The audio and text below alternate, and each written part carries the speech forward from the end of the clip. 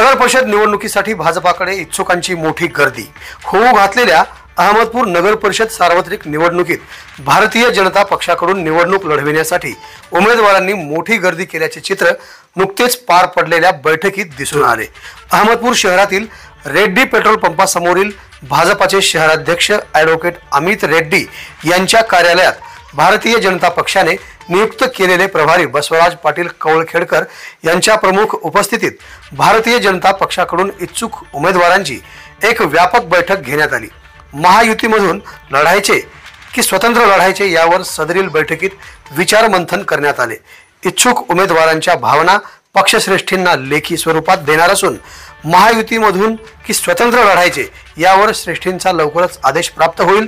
तोपर्यंत सर्व इच्छुक उमेदवारांनी तयारीला लागण्याचे आवाहन भारतीय जनता पक्षाचे ज्येष्ठ नेते तथा अहमदपूर नगर परिषद निवडणूक प्रभारी बसवराज पाटील कवळखेडकर यांनी केले आहे।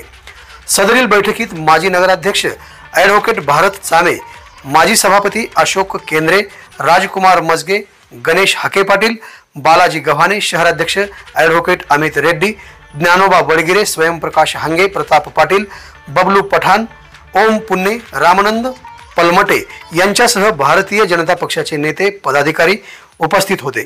बैठकीचे प्रास्ताविक गोविंद गिरी यांनी करून अहमदपूर नगर परिषद निवडणुकीत भारतीय जनता पक्षाकडून इच्छुक उमेदवारांची माहिती यावेळी गोविंद गिरी यांनी बैठकीत दिली।